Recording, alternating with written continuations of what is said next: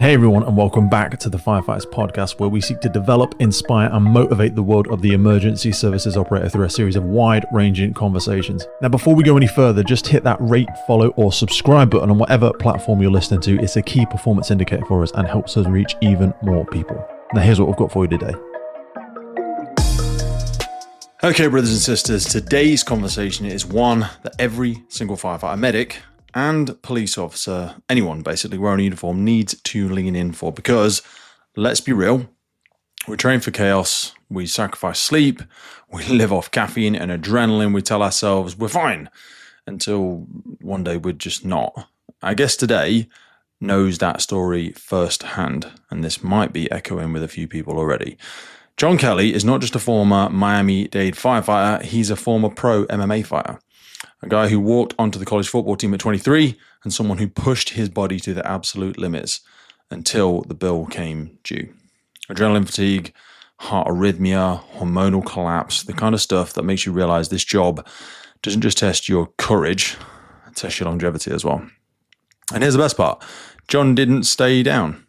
He rebuilt. He turned his breakdown into a breakthrough, creating a system for first responders that isn't about surviving the job, it's about outliving it. He founded something called Beyond the Job and the Holistic First Responder System. Now, he's got a really, really cool Instagram page. Go over and have a look. There'll be some links in the notes for this one as well. This is all about teaching firefighters how to repair the nervous system, optimize sleep, balance hormones, and reclaim your identity outside of just the fire service. He's leading what I'd call probably nothing short of wellness revolution in our world. He really is a fantastic follow, because let's face it, the number one killer of firefighters today, it's not fires, it's not the flames, it's not any of that. It's stress, cancer, heart attacks, suicide. That's not my opinion. That is the statistics. That is what the data tells us.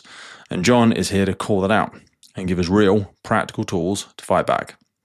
This episode is part inspiration, part education, and just kind of like a gut check for yourself and for me, total transparency. You're going to hear about stress, health, family, faith, mindset, and the medicine that most of us avoid until basically it's too late.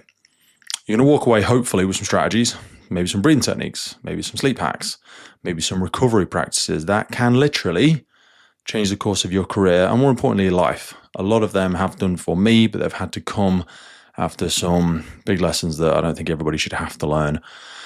My ego made me learn them once or twice. So whether you're on the trucks, or on the stations, or you're just catching this on your drive home, lean in. It's not just about another fitness talk about bromance and the bro split and heavy ass barbells. It's not even about firefighter challenge circuits. It's about identity. It's about purpose. It's about building a future where you're still in it, where you're still strong, where you're still healthy, and still long after the job. Please welcome my good friend, John Kelly. I'll see you on the other side. I was looking at your socials before I came on today, and one of the ones, so much of the stuff just like banged out at me, to be honest with you, but there was a narrative running in the background over the layer of a video, and it said, so long as your body is healthy, you've got 1,000 problems. But when your body's sick, you've got one problem. And the subtext you provided with that was just like I thought we've got to use that as the startup for our conversation, because it said, like, you've watched it happen many times, a firefighter, a cop, a medic, strong, sharp, seemingly unshakable. They handle the trauma, the calls, the chaos, all the stuff. They survive the main line of caffeine, grit, and they just think they're going to be fine until one day they're not. And then it's the chest pains, the lab results, the exhaustion, and no amount of coffee and high-five in the mirror and optimism seems to get them through it. So I wanted to use that to kind of segue into our conversation today, because I think it's a great framing to say, like, how have you seen this play out in real time, both maybe in your own life and those around you, and why do we wait until that breakdown before we start trying to build recovery? Bro, the age-old question, right? To think about why do we wait? Yeah. I feel it's like one of those things where, the quote that youth is wasted on the young. We get so acclimated to feeling good that we don't even understand that there is another way to feel. And it takes that contrast of being sick to really appreciate health. Mm-hmm. You don't understand what health really is because you naturally have it growing up and you take it for granted until something takes it away from you, whether that be the job or whether that be an accident. And for me, it was a combination of things. As I grew up, like most of us, athletic, playing sports, started my family early and became a firefighter because I was really drawn to the schedule of working 24 hours and being off 48. I'm like, wow, 9 days a month. That's amazing. I can do so much. Part-time job, baby. Yeah. I can do whatever I want. I can have another business. I was a personal trainer at the time. So I was like, I can continue training people. I can have a pension. I can have benefits. I never thought about the damage that it did because nobody ever really talked about it. It was like firefighting is the greatest job in the world. Deal was almost too good to be true. Exactly. And we know the rules with that, right? Yeah, nothing's free, baby. No. And honestly, I think a lot of that had to do with combining EMS and fire, because I think being a firefighter by itself would probably be a pretty sweet gig. You're not running calls all night on stomach aches and chest pain. You're getting maybe a couple fires overnight here and there, but they'd be so far and few between that it would be worth it. And you could drill, you could work out on shift, you could do all these things. But once you lace in the EMS, now you get a whole nother level of strain. And departments don't really explain this in training. There's not a lot of talk about how to live outside the department. I remember they would talk about, this is going to affect you. It's going to affect your family. Let them know. And you can't really understand what that means when you're a recruit and you're 27 years old. It's kind of romanticized at that moment where it goes, look, you're going to see some shit. And then you go, oh, it's cool, man. I understand I'm going to see some shit. And you're like, yeah, that's not really it. I mean, yes, the trauma element, the PTSD element, but to be honest, it's kind of the, and again, I don't want to catastrophize on this for a second, but I liken it to the Chinese thing of death by 1,000 cuts. It's not it's not a thing. It's accumulation effect, isn't it? Yeah, big time. And that's what we don't understand about stress. Mm-hmm. Stress accumulates. So if you don't, say you have a stressful event, you don't understand, first of all, how to mitigate or downregulate from that. You're not going to do it. You're just going to be like, oh, chalk it up. Then that other cut comes and that other cut comes. Now the job is giving you cuts. We know that we're going to get cut on the job, but also life gives you cuts. And people like us, most firefighters got second jobs. They train hard. They work out. Look at 99% of fitness content for firefighters. They're on gear. They're doing 30-minute AMRAPs. I saw a guy who has 100,000 followers. He did the hardest mile, which is like bear crawl, 400 meters, burpee broad jump, 400 meters, run 400 meters, lunge 400 meters on gear. And like, I challenge you to do that. And that's awesome. That's a great challenge. But preface it. There's no preface. Did you get a good night's sleep? Because if you didn't get a good night's sleep last night, or you're in fight or flight for the last 5 years, this is going to fuck you up. And there's this gap in firefighting, fitness, and health where that's not talked about because it's not known, it's not understood. And for me, understanding what health was came down to losing it because I worked out too much, because I wasn't sleeping enough. I was taking caffeine pre-workout at 6 p.m. to get my third workout of the day, because I was also a professional fighter. So you got the job, which is what I like to tell people, it's like a fight, but instead of fighting one opponent every 8 weeks, you're fighting 3 opponents for 25 years. Shit. And you're not living like a fighter. Yeah, you got sleep deprivation. You got toxic exposure to chemicals. You got trauma. And those are all invisible, brother. Mm-hmm. You can see that guy in front of you. You know what to train for. But if it's invisible and it accumulates, sneaks up on you, and then before you know it, you have anxiety. You're pre-diabetic. You have high blood pressure. You're gaining weight. You have a low libido. You have no energy. You have a terrible relationship. You get divorced. That compounds on top of that. And you're stuck still having to go to work. You still got to serve. Well, not only that, you've wrapped up your identity in this thing as well. We're so bad at that. We're so fucking bad at that. We wrap our own, like I always say the joke of, how do you know you're around a firefighter? Don't worry, they'll tell you. Do you know what I mean? Become, accountants don't walk around going, fucking man, I had this client yesterday, absolutely smashed it. I'm accountant, by the way. It just leaks from us though. So then you become so indoctrinated and conditioned in the role that you make it so much of your identity as well. Yeah. Yeah. And then what happens there when you leave the job, it is. And that's tough. Like when I retired, I had to kill two identities, firefighting and being an MMA fighter. Who the fuck am I? Who am I? Thank God I had kids, right? So I was still dad. Mm-hmm. But I was stuck in this purgatory of, I left the job, but I still feel like shit. Mm-hmm. I still can't sleep. I still have anxiety because I didn't have any tools. Mm-hmm. Even though you stop working, that doesn't mean that automatically you're going to get better. There's no one pill. There's no one modality that's going to make you better. It has to be holistic. And that's what I learned the hard way. When I lost my health, I had to understand that. Sorry, go ahead. I want to pull on a thread that I fucking hate myself already for interrupting you because my excitement gets too far ahead of me. But you said a few things and I'll make notes and otherwise I won't come back to it. It's like a couple of things. Exercising hard, running off an empty cup. Someone said to me a long time ago, the body whispers before it screams. And I can relate so many things. Like the first time I've only ever tore my pec off once. I tore my whole right pec off the bone. That was second workout of the day. I'd done some jiu-jitsu in the morning and then went for a big bench press session in the afternoon, ripped the whole thing straight off the bat. And I knew it was already pulling because someone had cranked on my shoulder earlier that day.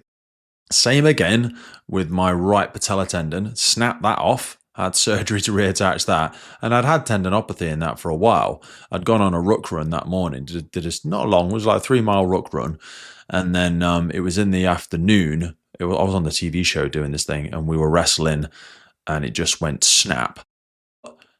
These things shouldn't be as much of a surprise as they are because we don't listen to the body, we don't listen to the whispers.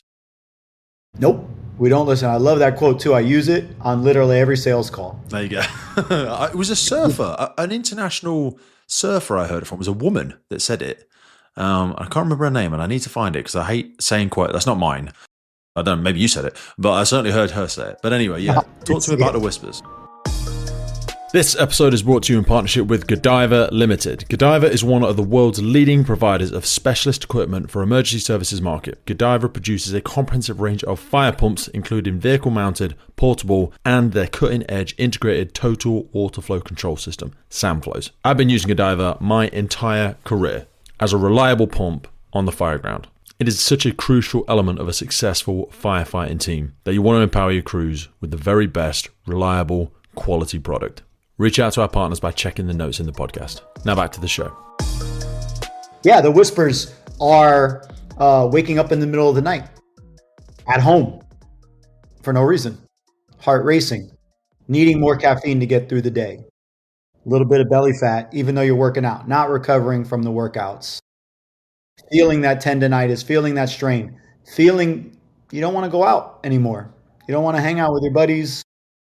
You don't feel like having sex like you used to. You don't really want to be at work sometimes. Those are the whispers, and those are the little things that are trying to tell you, hey, you're in fight or flight. We need to get out of it. But nobody really is taught about the nervous system as a firefighter. Because you don't know where the door is. You don't know where the exit is. It's a bit like the room's filling up with water and like there's fucking 27 cat ladders. You're like, I don't know the way out of this. Talk to me a little bit more. Let's get a bit scientific for a second if we can. Don't go too far because you'll lose me. But the stress and cortisol. So, what I'm hearing there is this relationship to that drip feed. I remember someone explaining it to me like, it used to be me and John are out on a hunt as Neanderthals and we hear a rustle in the bushes and we go, oh shit, it's a saber-toothed tiger. Bang, cortisol hits, adrenaline pumps, immune system switches off, digestion. That's where the term shit scared came from, supposedly. Like, you're so scared, you either vomit or poo because your body's like, I don't need this food now, I need to survive. So it switches off hair growth, muscular repair, immune system, switches everything off to get this big punch of adrenaline and cortisol. And then it's supposed to just drop off and we go, thank fuck. I mean, John died, but shit, I was a faster runner and he was the brave one that fought the saber-tooth, so fuck it. But now that has transformed into this daily drip feed through our mobile. I don't know where my mobile phone is. I'm glad it's not in me, but psychological safety, reputation, finance. Why does nobody like me? Is there a thing on social media? Is there not? Can I pay the mortgage? Can I not? Am I going to get the promotion? Am I not? Am I going to X, Y, Z? And it becomes a drip feed. When cortisol and stress was supposed to be something you get a big surge of once a month, and then it drops off as a survival mechanism. Now, it's like we're mainlining it. All day. All day. All day. And you nailed it, because I think the phone has been one of the worst things for it, because now you're plugged in all day. You're not even talking about the EMFs that are wired all around us. Mm-hmm. Every time I click open the app, I see a dead kid in Gaza. That affects me. The whole right versus left paradigm where people are arguing all the time. You're right, I'm wrong, you're right. Constantly fighting, constantly put us in that stressed out state. Running calls, that phone ringing, that bell going off, mortgage payments. Exercise is a stressor. It releases cortisol. We got to be fitter. We got to do more. Our whole society is about hustle and grind. Like, we've forgotten our true power, that our true power is to be creative. We don't need to work our ass off. If working your ass off made you successful only, then roofers would be the richest people in the world. They work their ass off 8 hours a day, but it's not. It's people pressing buttons that are making millions of dollars a day without even stressing. So it's gamified that system, haven't we? I don't know what I will look this up at some point, but it all got taken back, I think, to the Industrial Revolution, where we looked at work and time. So it used to be I paid you for a thing, like build me a bridge. So you go and build me a bridge. It takes you 3 days. It takes you 3 weeks, whatever. I'm paying you this number to build me a bridge. And you'd take a break whenever you wanted. You'd wander into the local village. You'd watch a cockfight in the afternoon, whatever you're doing. I don't know, go to dinner with your family.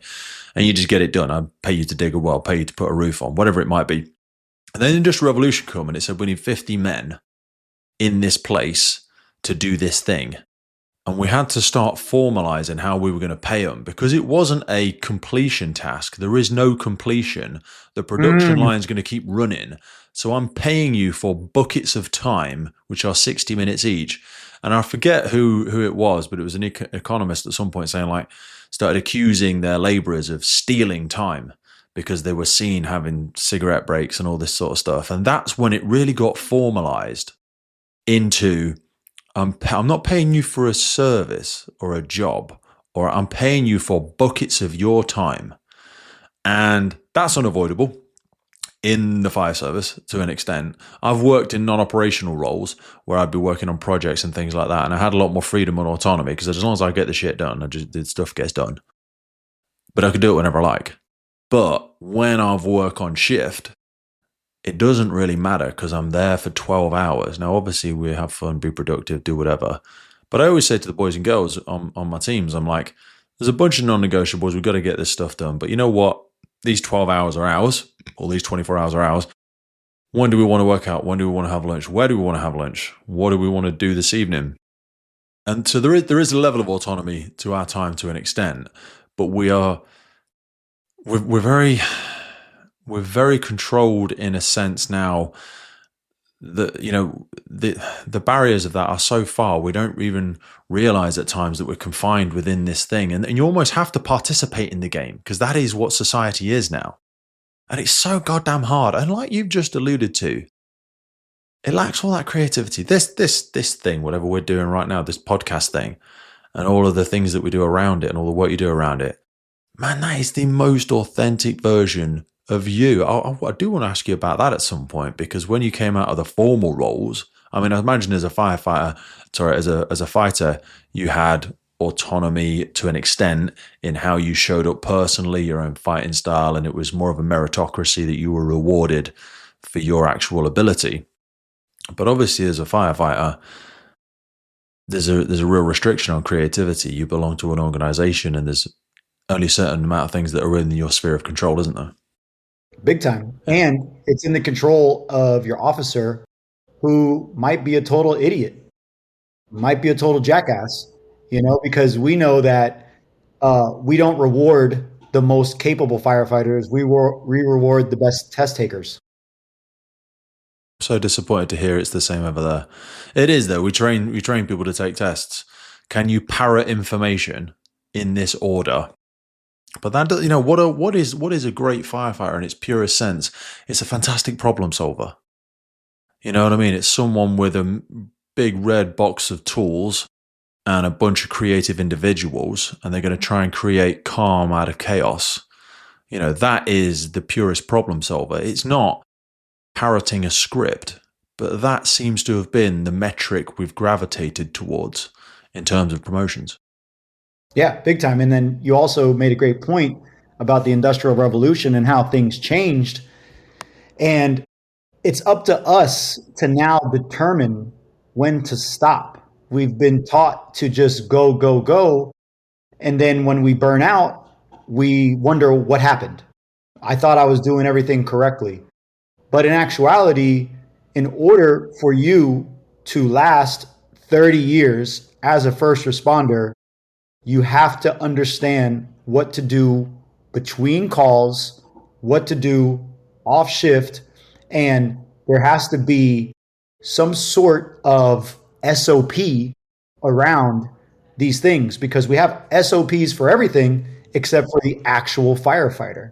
And the unfortunate thing is you have this reactionary environment where people think therapy is actually enough to mitigate the damage of everything. And therapy is just one tool that often, if the person's not in the right state of being, then the therapy falls short. It becomes something that can even compound the problem because you're reliving the experience in a logical way when this is a physiological experience that is held within the nervous system in the body. And because our education as first responders is so limited in that arena, we often wait until the problem has become a scream. Now we have to figure out how to deal with it. This also is costing millions of dollars in overtime, millions of dollars in sick leave. And to get a little bit of investment on the front end is practically impossible. It's short-sighted. I say this when I talk about men's health and suicide awareness in the organization that I work for, but also just a wider context of people's mental health. I go, right, a psychologist or a qualified occupational therapist, not being the utopia and answer to everything, but let's just look at that as one potential metric or one potential lever we could pull to help tip the balance of mental health. I'm like, what are we saying? In the UK, 50K? Maybe I think you're 50, 60K you could get. I earn about £45,000 UK a year as a watch manager. So in here we have firefighters, crew managers, watch managers. So it's like a sub officer or a lieutenant over there, or captain, sorry. And I'm like, if I go off sick, so we've got lots of people in our organization and many organizations across the UK. So mental health overtook musculoskeletal injuries maybe 7 years ago as the number one leading cause of lost time injury, lost time, people off work. And I'm like, so I'm off for a year, and some people we've had off for years. You've got to pay someone overtime, which is usually time and a half, if not double pay. So what we're talking, let's call it £80,000 for me being off. And that's just one single isolated case. And I've made that sort of project thing. Thing is, they don't want to, even though the data is somewhat overwhelming now, a lot of people don't want to assume that people are going to have these ongoing mental health issues because it's a one-off. I mean, John, we know John. John was struggling. He was having issues with his partner for a while. That's an isolated case, to be honest with you, Pete. That's not really a typical example. And the problem is they are all isolated cases with their own nuances and own differences and stuff like that. And again, I'm not saying a psychologist would be a magic plaster, but if we looked at it like we do physical health, if I said, right, we test John every year, he has to pass this physical, and we have physical trainers in the organization. We have healthcare professionals who just do the physical, and they travel around stations every single day testing everybody, PT tests and all that sort of stuff. And then you're going to see them every year. So you speak to them every year and go, hey, John, I've got an issue with my ankle. And he says, hey, dude, maybe try some of these rehab stuff. Let's maybe put you on modified for a week and we'll get you a special strap and then we'll crack on. If I knew I was going to speak to a psychologist every year for a minimum of 1 hour, even if I show up and go, that's all good. Okay, I might do that for 10 years. But that for me would be one factor. And I apologize for dragging you down this rabbit hole. You've got me excited straight away. I want to get back onto our topics in a minute, but I know this is our topic. If you made that investment, it would really be something that, because reaching out for help is a massive hard thing. You know, when you realize you're drowning, to put your hand up and go, I'm fucking drowning. I know it's not obvious I'm drowning. I've not broke my leg, but I am drowning and I don't have enough cognitive capacity to know where to reach for this help. But if I knew I was going to see John, then I'd go, I mean, everything's okay. To be honest, I've got this itch. I've got this mental that's hurting. Can we talk about, I've got the whisper. Exactly. And you make a great point, because when I was at the end of my career, I would wake up with my heart racing, 3:30 in the morning, and I would begin to have a bowel movement. I would begin to feel some numbness in my arm, and automatically, what do you think? Heart attack. Heart attack. Don't want to wake up my family. Don't want to stress out my wife. Don't want my kids to worry. Sneak out of bed. Don't want to call the fire department. Drive to the station. Yeah. Right? They ain't turning up to my house. I'll never live this shit down. Exactly. So I drive to the station thinking, if I am having a heart attack, this is where I want to be. Get there, can't even go inside because I don't want to look weak. I don't want to raise my hand. I'm fucking the guy known in the department as an MMA professional, one of the baddest Dude's motherfuckers. a Savage. And that bitch ass motherfucker came in at 2 a.m. because his heart was racing, had a panic attack like a little bitch. Fucking crying out there in front of the trucks. He was just bawling. Couldn't even do anything with him. It was fucking embarrassing, to be honest with you, you know. Right. And because there was no system in place to proactively scratch that itch, I found myself in a place where I couldn't tell people I was fucked up and I didn't know what to do. And there's so many guys that get stuck there. What was my option? My option was, I don't want to live like this anymore. Like, I can't live like this anymore. I'm not going to kill myself because I have 3 young kids, so I have to leave the department. Then began to research what's going on with me, figure out my recovery process is 2 to 4 years, because it took me years to get to this point. Once you get to the scream, to the drowning, it's not a quick fix. And you're not the same. I've never been the same. Before this, I was one guy. After this, I've been the guy who no longer drinks alcohol, which is not a big deal, but I can't drink alcohol. I can't stay out late. I can't even be in good situations that create stress too often. Can't work out too hard because I will begin to fall back into the heart arrhythmias, the anxiety, the disrupted sleep. So now my whole life is built around sleeping better, not being in a stressed out state, and teaching other people how to do it. But if I would have known early, I always look at these guys who are really athletic in their 40s, and I'm like, they didn't start at 18 going hard, because you can't be that guy. They got into fitness like at 35. They And now piss they're me like, off so much. piss me off. I love them, but like I've got people that I train with at the CrossFit gym and stuff. Like you say, they started in their 30s or whatever, and I, in my late teens, early 20s, was doing 600-700 pound squats, deadlifts, all that sort of jazz, and just broke bulging discs in my back in my 30s, and all that sort of stuff. And they've just discovered it now, which is great, and they're changing through the gears and they're loving it. And I just think, fuck, did I do it all wrong? What am I doing? I feel like a fraud. I feel like a failure. I still want to be doing all of this stuff. But you're right. It's a little bit like post-COVID, where it was like we have to get used to a new normal. There is a new normal for me now. I have to reframe what fitness is for me, what healthy is for me, what happy is. Happy is hard. Yeah. I find joy regularly. I'll stumble across it. Like joy is a bit like a sneeze or laughter. It's like you can't control it. It just shows up, doesn't it? And you go, oh, you experience joy. But I see a lot of people living in contentness and sometimes happiness. And I'm like, no, I either overshoot it into joy or I'm just in this low level self-hatred, just driven by a lot of anger sometimes, to be honest with you. And I don't like that version of me. But it kinds to just be where I've rested at. And I don't know if that's a cortisol burnout or if that's what, but it's a bit of a numbness at times, to be honest with you. For sure. Yeah. And that's where those separations come in relationships. 1,000,000%.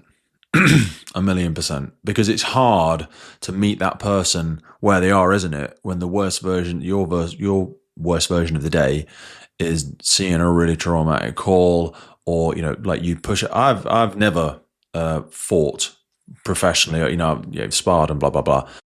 People that do that, there's a whole nother gear they need to enter it. Their new normal, your new normal is so different to other people. And if that has been a source of purpose, happiness, drive, mission for you for so long, how do you replicate that? How the hell? There is no other that, surely. I mean, you will know better than anybody. I don't know. Right. And then think about it. As a first responder, you're at the professional level of trauma, right? And your wife probably is going to see 2 to 4 traumatic experiences in her life. Parents die, see a bad accident, maybe get in one. You live that every single day. So that puts you at that high level of desensitized emotions. And then you're supposed to connect with this person down here. It's like a pro fighting a beginner. There's no in between. It's so hard to relate to, her bad day or his bad day or whatever your partner is. It's like it was the fucking Hoover broke or someone stole their sandwich at work or what. And you're just like, I want to be empathetic. I want to try and sympathize with you, but I don't care. Or you care, but you do. It's hard to find sincere empathy in something like that because it's just not where you're living. No, and that's where a lot of that, like that disconnect in those relationships is. One of the guys I work with, he's recently divorced, and I talked to another firefighter yesterday who got divorced twice. And you look at the guys who, there's a very famous firefighter here in Miami who took his life about a year ago, and his wife, she runs a nonprofit now that basically is looking to help guys before they get to that point. But what we have to understand as first responders is, in order for us to live, as you said, happily and content, we have to learn how to connect with our spouse and share the healing process. Because nothing connects you more than exploring your healing journey and bringing them along. This episode of the podcast is brought to you by Gore-Tex Professional Fabrics. Now, we all know the working environment of a firefighter is filled with challenges. We face serious risks on the job, such as heat exhaustion, burns, physical and mental stress, and we frequently come into contact with high levels of toxic chemicals. Now, I have been wearing Gore-Tex for nearly 2 decades on the front line, working in hostile environments, tackling challenging incidents from firefighting to water incidents and in urban search and rescue environments. Gore-Tex have a well-earned reputation for protecting professionals in the fire and emergency services through their family of highly innovative, waterproof, breathable moisture barriers that exceeds global performance standards and are trusted worldwide. Gore-Tex, going further together. Whether they're male or female, doing it together is what creates that bond that can't be broken. But if you feel like you're living over here and she feels like she's living over there, inevitably, you're going to break apart. You're going to drift apart. So these down regulation rituals that need to be just like working out, I call it working in. It's not my term. It's Paul Chek's term. Love that. Yeah, right? Yeah. Because we're always putting out energy. When are we bringing energy in? When are we bringing connection Can't pour in? from an empty cup. Yeah. No, you can't. And even training becomes working out. So it's like, okay, we know we got to be in shape as firefighters. Like that's no ifs, ands, or buts about it. Because when that fire hits and you're in gear for 2 hours and you're doing overhaul, if your heart is weak, you're going to damage it beyond repair. You're going to fade away. You're going to be a liability to your crew. You need to be ready. But if you're training hard because you think you need to be ready when you're already gassed, then you're going to get burned out. So where's that middle ground? Where's that understanding of how do we determine our training? How do we determine the rituals or the behaviors that we use every day? Well, we have to understand where we're at. And that's why, I advocate for everybody to have a fitness wearable, because that fitness wearable, boom, is going to direct you. Because how many times have you thought to yourself, you know what? I had a good night's sleep. I slept at home, but then you look at your fitness wearable and it says you're not recovered. Yeah. And you're like, damn, I wanted to go to jiu-jitsu today. Like I train a lot of guys that do jiu-jitsu now, and I'm like, sorry, bro, you ain't going today because your system ain't ready for it. So today you're going to go for a walk. You're going to go for 30 minutes of sitting in the sun, chilling out, breathing deep. You know what? I'm agreeing with you. And when I've worked, I've never particularly been a high performing athlete. I mean, I've won gold medals and stuff, but I mean Olympian. I've never been an Olympian. I've never been an MMA champion. I've competed internationally on a couple of things. But the point I'm making is when I have worked with really, really high level athletes, when I've been getting somewhere close to that level, the discipline around rest, which is usually imposed rest by a coach of some form, is astonishing. Like, I think, the social media is terrible for it. This rising tide of one-upmanship on how fucking hard are you? Oh, you got up at 5 a.m. Bitch, I was up at 4, and that was my third workout. You know what I'm saying? Yeah. You're like, fucking hell, okay. Yeah. And this becomes the David Goggins. This becomes the I'll sleep when I'm dead, and all of those things. You said there, and you started going down that avenue. I wanted to see where you went with it around, like, you want to be ready on the call. You don't want to let your partner down. I agree. But the problem is you're talking into an open door. I'm the quiet here. I love that sort of stuff. But then I do see other first responders who are achieving the required fitness test, which is lower than I believe it should be here in the UK. I don't know what the thoughts are over there. But they seem happier. They seem more balanced. Like some people say, and I read one of your quotes recently around discipline.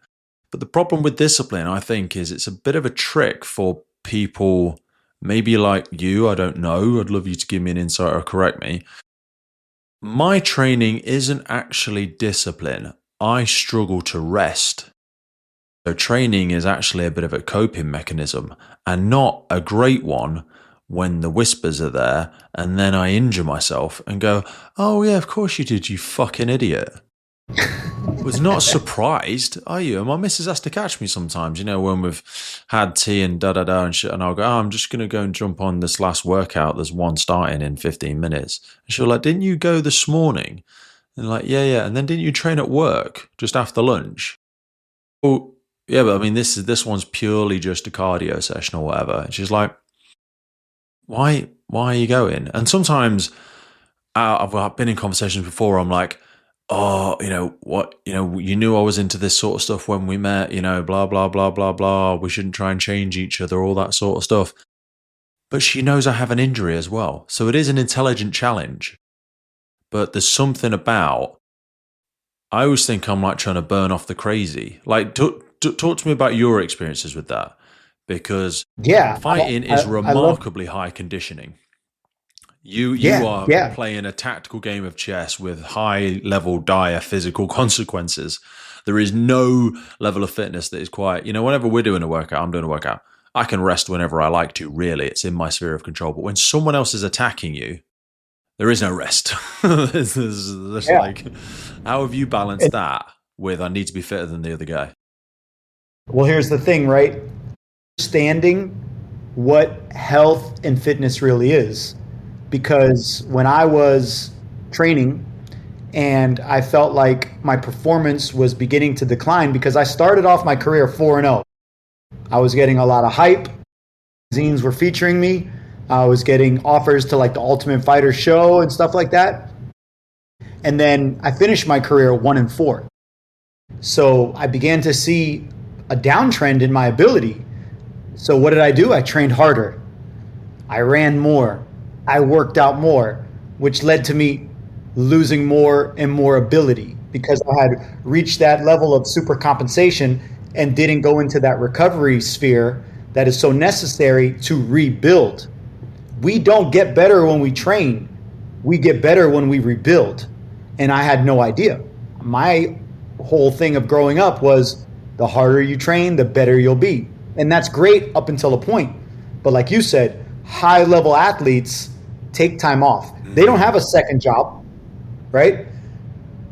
They don't give a shit. Like the champions only have one goal. Yeah. I remember they used to come in the morning and I'd train with them, but then they'd go back, eat and sleep for 5 hours because they'd have another session in the afternoon. Yep, exactly. Right, exactly.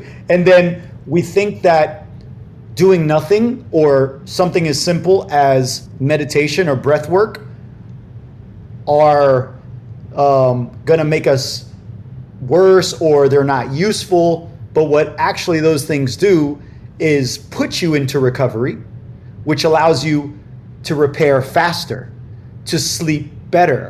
But if we don't understand how the body works, we don't have the education of understanding the data that we have, it's pretty much like we're shooting in the dark. Mm-hmm. And then what takes over? The ego. Mm-hmm. The ego is what directs us. The reason that you want to train 3 times isn't because that third training session is going to get you better. It's because you're addicted to it. You love it. I was a drug addict in my early 20s. I am an addict. I know I'm an addict. Right. And I have to be so careful about the things that I feel about. Oh, why am I so interested? Because you can get addicted to people. You can get addicted to substances. Why am I so interested in John? Why am I talking to John all the time? Why am I collecting these things? Why am I doing this? Why must I go to that place? Why must I? Do you know what I mean? And that is such a tricky little clever, manipulative little gremlin to have on your shoulder because you can't tell which way's up half the time. Am I just excited? Is this a healthy excitement? Am I obsessed with this now? Talk about the phone, right? Fucking hell. Like, I owned a gym for 12 years after I left the department, and that's where I cut my teeth on a lot of this stuff. And towards the end of the time that I had the gym, I used to make everybody do a mandatory cool down. So we'd warm up, we'd work out, and then everybody had to do the cool down. You know how many people left and skipped the cool down? I've got shit to do, John. I gotta go do this. I gotta go do that. And then the people that would actually cool down, I would have them stretch. Then we would move into just 5 minutes, brother, of breathing. You know how many people couldn't stop looking at their phone in those 5 minutes? Couldn't stop moving, couldn't stop twitching? Talk about discipline. You want to see how disciplined somebody is? Tell them to sit down and do nothing for 5 minutes. I did that before we started today. So I forget what the author is, but there's a book called Turning Pro. Who the fuck wrote that? I can't remember. I'll have to have a look on Google in a minute. Stephen Pressfield, maybe. And He said, what if you thought about that anything you do, it was about writing for him, but if anything you do, what if you thought about it and approached it as a professional? So this thing is just a podcast, as an example, not just a podcast. It reaches something 1,000 people every month, which is a lot in the UK. It's not a lot over there, but John's a really interesting person. He sent me lots of great information. I've done 4.5 hours maybe of research about him, and I'm speaking to him today. So I went in my bedroom and I laid on my back and inverted my legs and put my little sleep mask on just for 15 minutes before we had our conversation, just did some breathing. Because I know how much better I show up just with that tiny little thing. Because otherwise my ego would let me go, I'm going to do this, do that, do that, do that, do this, whatever, get those few jobs done, get this bit of social media done, and I'm just going to roll into it with John, half-ass it, ego, we're both bros, we'll just fucking waffle through this. And I'm like, that's disrespectful to John. First and foremost, he's put time out of his day, he's moved some other shit around, yeah, he sent you some stuff. You said it was important. When you reached out to him, you said this was important. Do you know what I mean? And you said you really blah, blah, blah, blah, blah. Stop being, and this is like the way I talk to myself. I'm like, stop being just a pretender. You know what I mean? Stop being a fraud. Stop being a bitch. Bro. Because that is just, but you know what? And I said, well, make it important. And if I'd have done that with some of my athletic endeavors, I think I wouldn't have had half the injuries I had, or even my relationship. So I went through a divorce and a few other things. You know, you've got 3 children. I've got children. You told them they were the most important thing. But not today. You know, I always say the only people that will remember that you went in late and worked the overtime are your family and your kids. No one else will care. No one cares. They just know John wasn't there. Daddy was very busy. Do you know what I mean? And that is so hard with anything to maintain that. But I totally agree with you. Just going back to that, you know, the cool down, that reflection period, that recovery period with anything in life. People might think we're talking about fitness here, but these are principles that map over to all things, aren't they? Big time. Yeah. These are laws of nature. So you said you'd had challenges with your health relating to your chest and your heart attack. I want to go into a bit more depth around that because I pulled some data down earlier. Firefighters are more likely to die from heart attacks, cancer, suicide than any kind of trauma or burns or anything like that. Some US stuff, sudden cardiac death accounts for 45% of on-duty firefighter fatalities, and cancer causes roughly 70% of total line of duty deaths over the career, not aside from the sleep deprivation and the damage that does to us. What did you find out about some of your health challenges? Well, when I was at my lowest, I had this arrhythmia where my heart would beat inconsistently. So I guess it would be a PVC, you know, it was never AFib or anything, but definitely PVCs. I was 10% body fat shredded with a pre-diabetes because of how damaged my adrenals were. So along with low libido, crushed testosterone. I had erectile dysfunction for like 3 years. Fucked. Exactly. Yeah. You don't even want to do it. It's like, even if your pipes are working, you don't care. There's no zest, you know? And then you get it up, and then like my heart would beat weird because it would come on with adrenaline. Sex is adrenaline. And then I would feel my heart beating weird, and that would kill it. Yeah. Because they like, oh fuck, what's going on? And then the fucking heads got there because I'm taking 1, 2 bloody what are the erection pills? You know, fucking taking them. Viagra. Yeah. Fucking hell, different brand. But that's got me then. Yeah. And it doesn't even matter. It doesn't even matter. You can take as many as you like. Don't work. No. If you're in your head, you're not in the moment. And that torture is a whole nother level of what the fuck. Do you know what I mean? Because then even the person that you're relying on for support, not relying on, but the person who wants to help you and wants to be there for you, you can't even give them the thing that makes them feel valued. And sex is only one part of a relationship, as I learned. It's an important part. The hard way is important. I would say it's not the most important thing, but it's right up there with oxygen. Do you know what I mean? You don't want to switch it out. But the patience my partner, and I'm still with my partner now, and she's very, very beautiful, in my opinion. Well, I think a lot of people's opinions should that she's beautiful. Had it not been for her patience and my ability to eventually communicate, the easy answer was just fucking run away for me. Right. Easy. Yeah. With anything in struggling with in life, getting off the erectile issue for a second, anything in life, the easy answer is run away. Yeah, but you know what? In this case, you run away, the problem's going to compound itself again because you haven't addressed the root. And that's the thing also I see everywhere. Symptoms can be addressed with all this bullshit, but if you don't get to the root, it's never going to change. And bringing it back to my health, not just the symptom. Yeah, exactly. Yeah. What's the input that's creating the output? If you don't change that input, you bring up a great point. I see a lot of push towards a 24-hour, 72-hour schedule where you get that third day off, which is amazing because that gives you a whole new time period to recover. But guess what? If you're not doing the right shit in that time period, it's not really going to matter. More of the wrong stuff. You could do as more of the wrong stuff you like.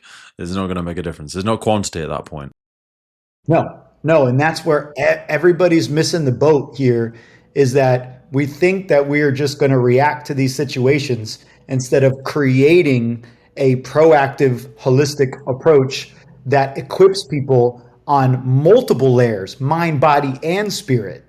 Right now, we're just focusing on the body with a little bit of focus on the mind. There's all this push towards mental health, but mental health is a downstream effect of physical, hormonal, and emotional health. You have to address those first before you can address mental health, because mental health is the symptom. When you start to have mental health issues, it's a symptom of a root cause. Talking about stuff is important. Expressing why you feel the way you feel is important, but it doesn't address the root of why you feel that way. Yeah, I heard someone describe it as trying to think your way out of a thinking problem is like trying to sniff your way out of a cocaine problem. It doesn't work. It just doesn't work. You know what I mean?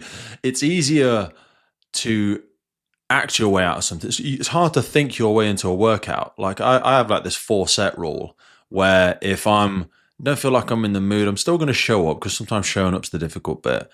And then if after 4 sets or 4 rounds or 4 intervals, I'm still not feeling it, then you know what? I'll stretch, I'll sauna, I'll do something else. I'll do some steady state cardio, whatever. But usually after the 3rd round or the 2nd round, I'm in the flow now. Do you know what I mean? But trying to think your way out of a thinking problem is a fucking vortex. That's just a self-perpetuating downward spiral for me. You stay in your head, you're dead, don't you? You nailed it. Yeah, that's exactly what it is. It creates this spiral of fear. And we want to spiral in faith. You know, that's one of the things that I've learned over the last year is how important our thinking is to our nervous system, our belief structure, because our beliefs are what create our thoughts are what create our feelings are what create our actions, and our actions is what creates our reality. So if we believe something like... Say that thread again, because that was good. Our beliefs create our thoughts. So if you believe that you have to always push through, then your thoughts are going to be when you feeling down, fuck, I'm still going to do it. I got to do it because I don't want to be a bitch. Then your feelings about resting are, oh, only pussies rest. I'm not going to take a day off. I'm going to go hit it hard, which leads to you working out hard on 3 hours of sleep, which leads to your result of low libido, poor sleep. Then you go back into your belief again, and it becomes this cycle. It's called a psycho-cybernetic loop. So you have the belief, thought, feeling, action, result. And it'll reinforce that belief, which is often limiting in nature. So it's like... It's self-reinforcing, yeah. Yeah, exactly. So how the hell do we understand where our thoughts are actually doing us harm versus doing us good? And our thinking is what creates that hormonal, emotional biochemical response in our body. Do you think the fact that to some, because you can probably intersect anywhere in that loop to break the loop and try and jump back in, but because so much of it originates from thought, is that in itself why some people might struggle with these concepts? Because I wonder if that's where manifestation took a wrong turn. Because some people hear manifestation and they think of, what was that film? The Secret. Big film in America, big film everywhere, about manifestations. And Jim Carrey wrote himself a check for £10 million and dated it on this date. And, that is a thing. Manifestation does work, but it's almost like it is a placebo effect to an extent, because you do actually need to believe it. This is what I always think about religion, and I'm not particularly religious, but it depends what you define as religion. Religion, if that is a practice you engage in on a weekly or daily basis, that as a result of engaging in that practice makes you show up in the world as a better version of you have a better relationship with those loved ones, you show up to the people in your world as a better version of yourself, then it works. Whether you call it God, Allah, Buddha, Christian, Islam, Sikh, Jim, whatever you call it, it doesn't matter. Really, I don't need to believe what you believe, but it's whether you have the self-awareness to go, is what I'm believing taking me towards or away from my expressed goal? What am I saying I'm trying to go towards?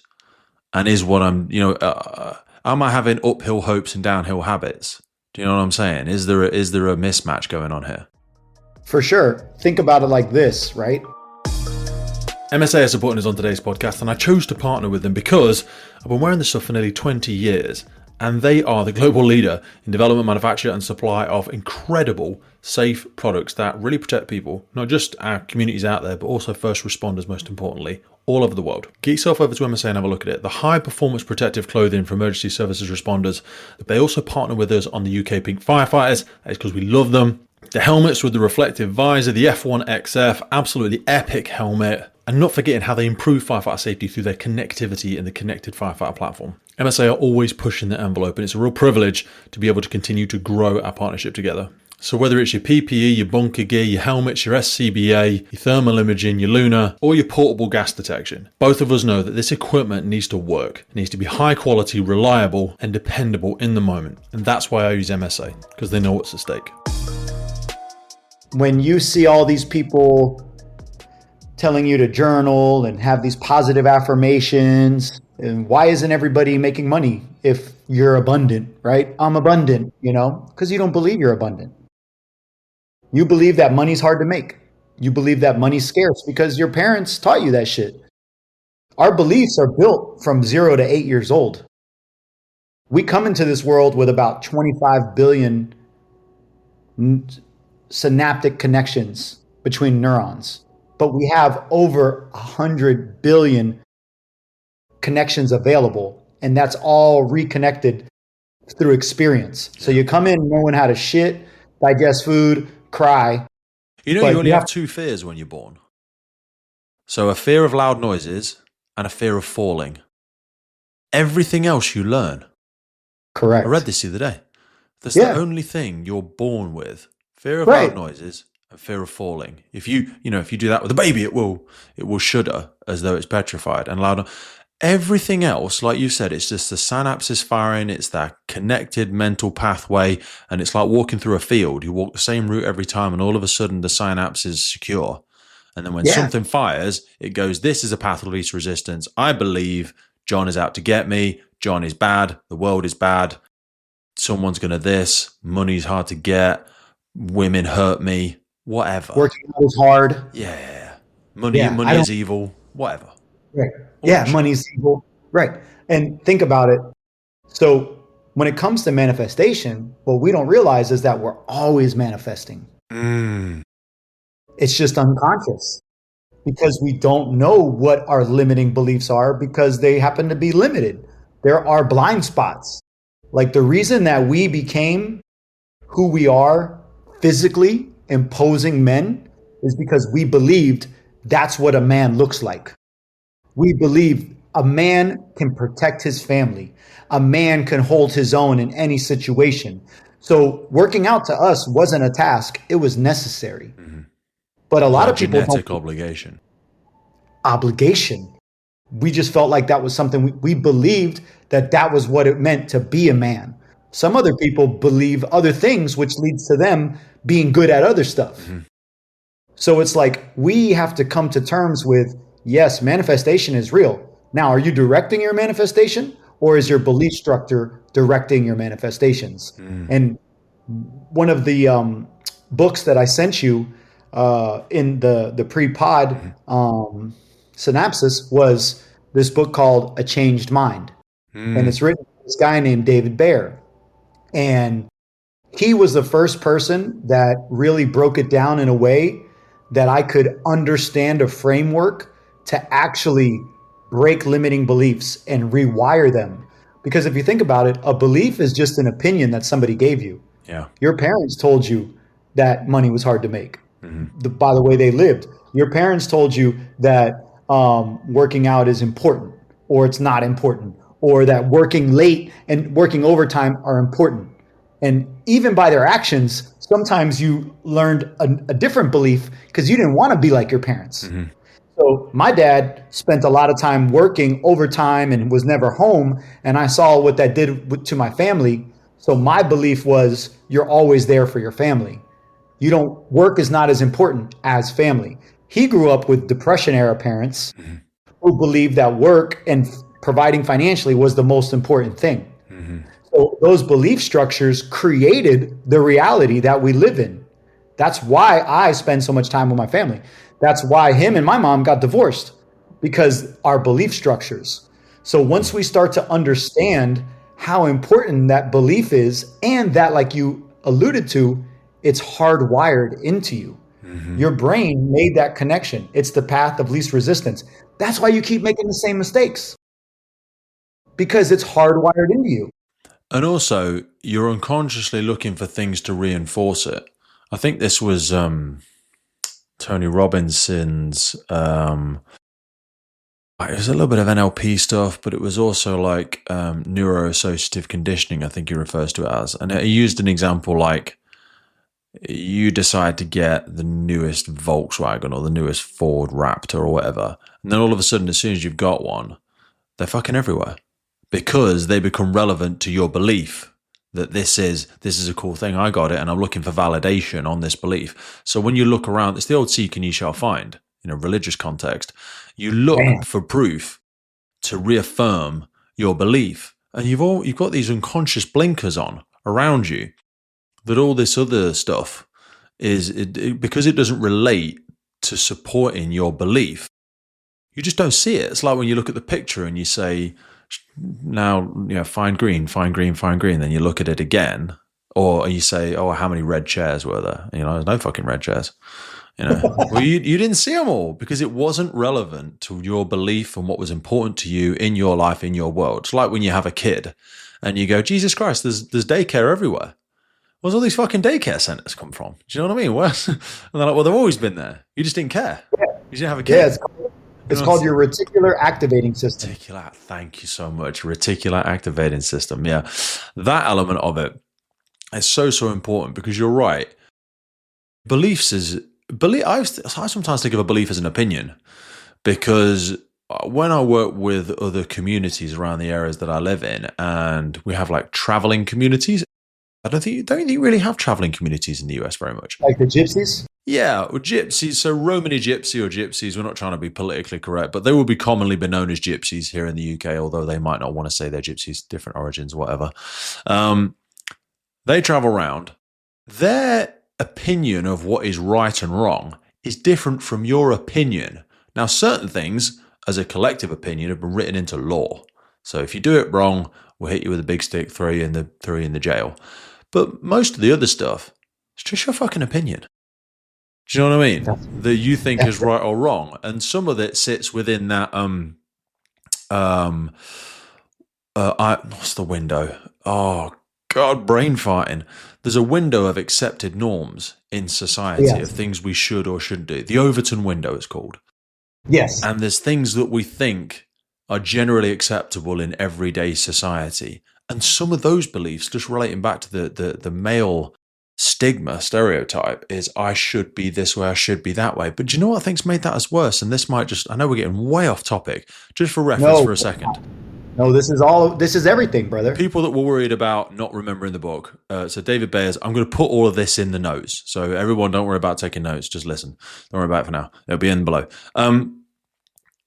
Men used to identify, and I think a lot do, identify as those things. They are the provider, the protector, the whatever. Then women's rights revolution, great, happened, which is good. But I always say there's no solutions, only trade-offs. So there is a cost to everything. And cost might be the wrong word, but there's an adaptation that everything happens around me. Now, will you identify yourself as strong, provider, protector? Well, I don't need you to protect me. I'm fucking independent. You know, I'm your missus, whatever. Society doesn't need or want men to do some of these things anymore because of the toxic nature and the lens through which they're viewed sometimes, not always. But then there's that next level of death of identity that we spoke about before, not only as the first responder, but also as that person and what you believe you provide. And that gave you value. They give you a purpose. You give a man a purpose, he will crawl through broken glass. But if you're like, you know, you don't need you to do that, you know, you do. That level of autonomy, we're all purpose-driven animals, aren't we, really? We need to, that's why I think first responder, people don't join the first responder sector for the income. They join it for the outcome. They join because they want to believe they're part of a wider good. I'm saving, I'm helping, I'm making calm out of chaos. I'm helping someone on the worst day of their life. And I'm part of that solution, and that gives me purpose. Do you know what I mean? Big time. We need purpose, don't we? Like, how have you managed to, I know you were forced to, but you could have just fallen off the end of the cliff and hit the big red fuck it button. But your belief was that I am a father, and a father doesn't do that. A father doesn't abandon. But that's just a belief. That's it. It's just a belief. I might believe different. Plenty of fathers do abandon their families because they believe something different, because they were taught something different. Their belief wouldn't be that they're abandoning them. They're better off without me, John. I'm a burden. Wow. Fucking hell. Fucking hell. You know, I think like when you commit suicide, you're bundling up all of your pain and then strapping a vest to it and handing it to your loved ones. Sometimes I feel like that. You think you made it better. You just fucking amplified that and sent it the other way. You threw that grenade over the wall and just said bye. Yeah, for sure. And you mentioned earlier, like, one of the things because I coach people on these things, one of the things I listen for is I should. They shouldn't.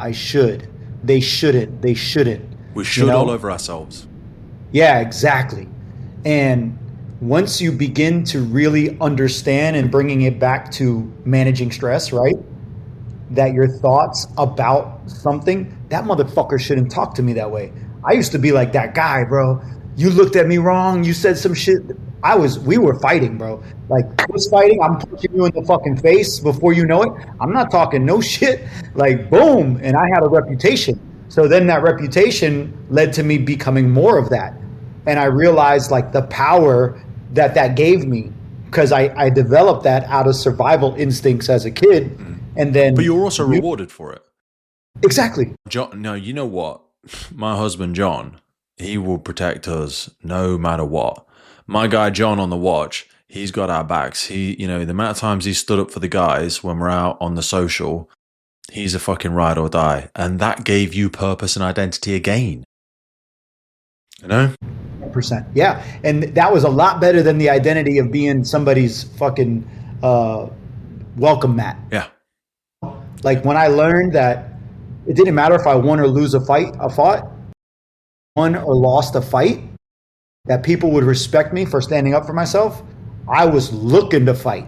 And that is what created, like, I got kicked out of high school for fighting.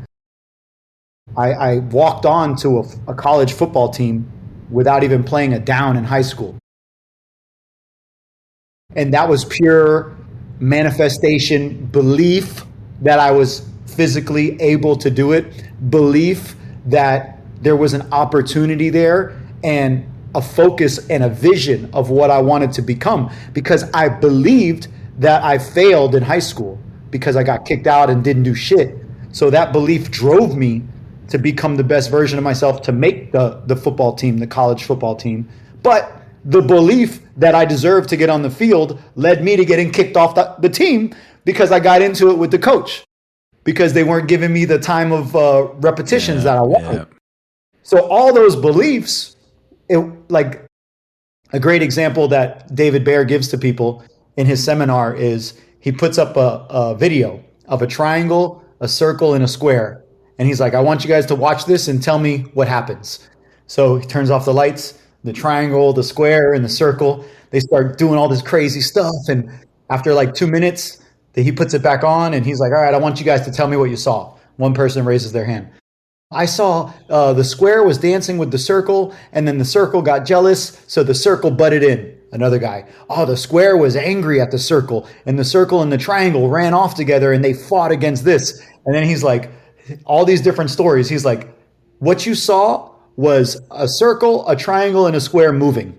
Every single one of you gave meaning to that based upon your beliefs, based upon your life. And none of that shit is true. It's all an opinion.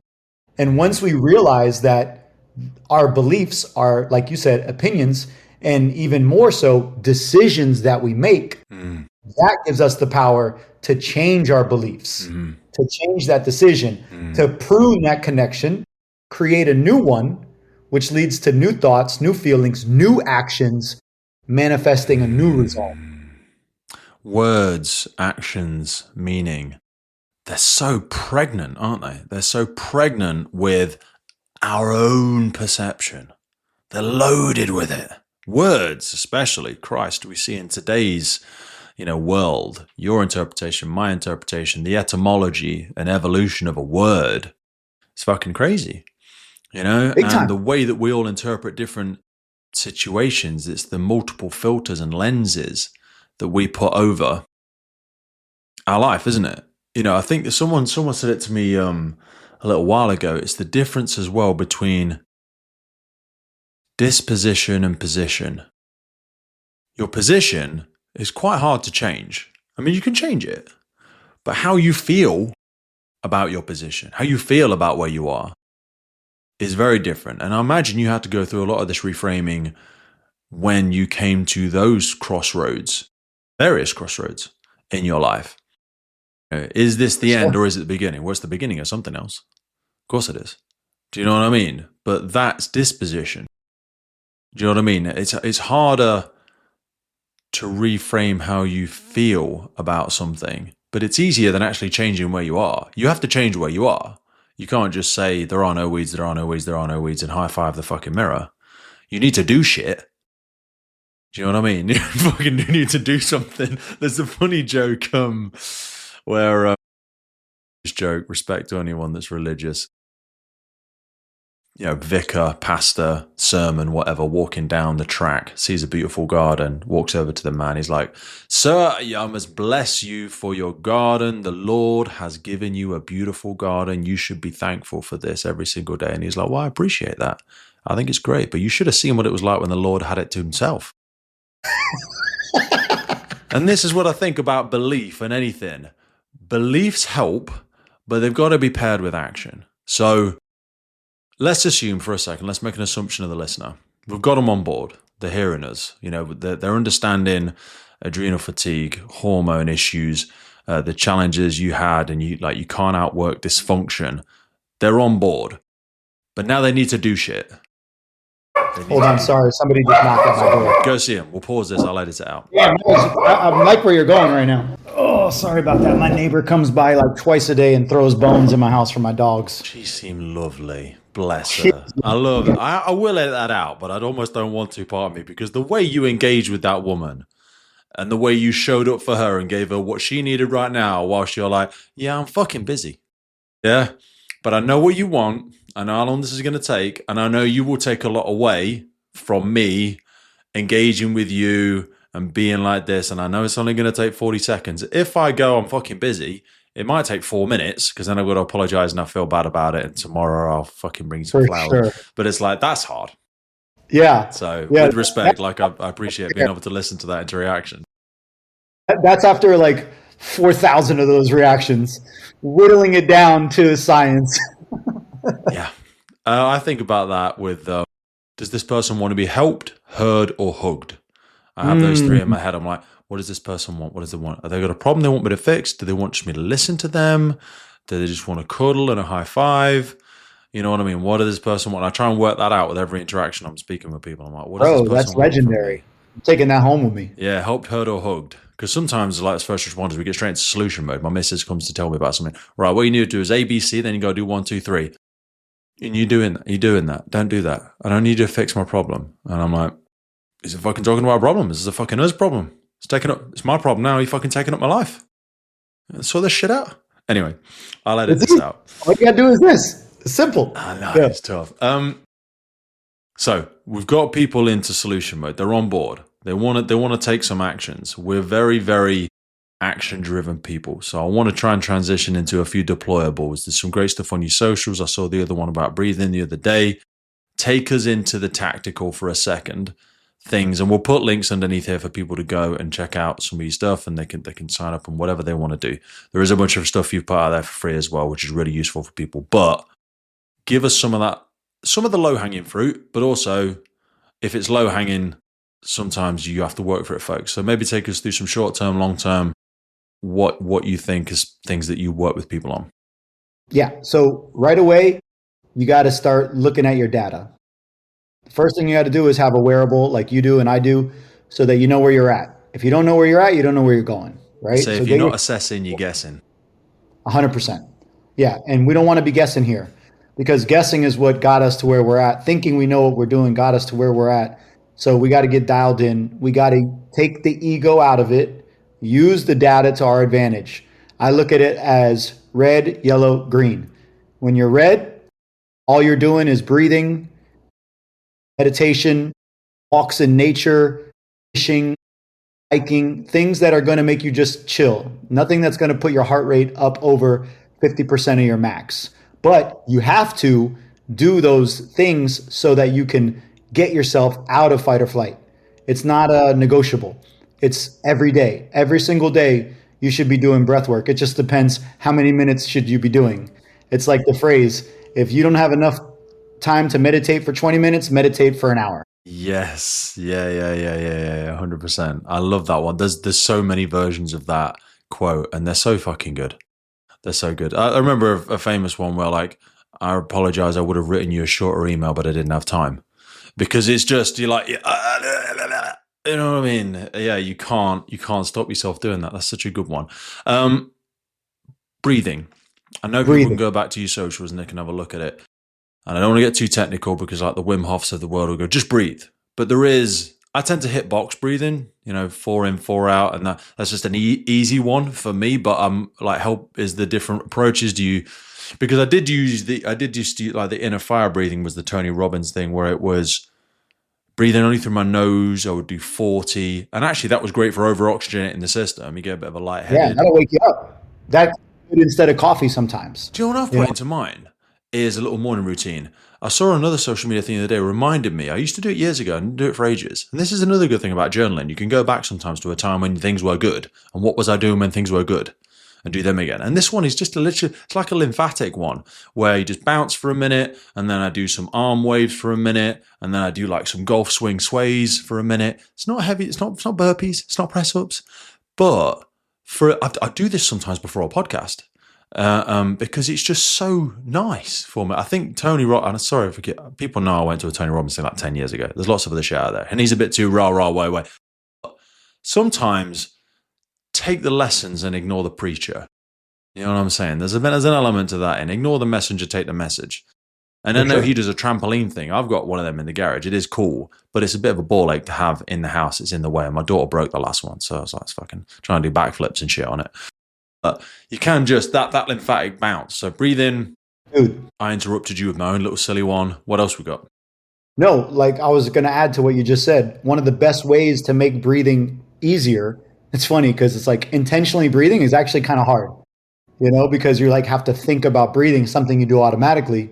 If you bounce up and down for like a minute, just like you said, just bouncing, shaking it all out, you're going to start breathing naturally. And then you go into like a deeper breathing where you expand your diaphragm for like 4 to 5 seconds. Hold that inhale for like 6, 7 seconds, and then exhale for like 7 or 8 seconds. If you your do that, exhale should be longer, which is not what box breathing is about, because box breathing is more 4 and 4. But the exhale should be longer, and I forget why. But it's because it lowers the vagal tone. Because that's what it is. Your nervous system speaks breath. That's the language it speaks.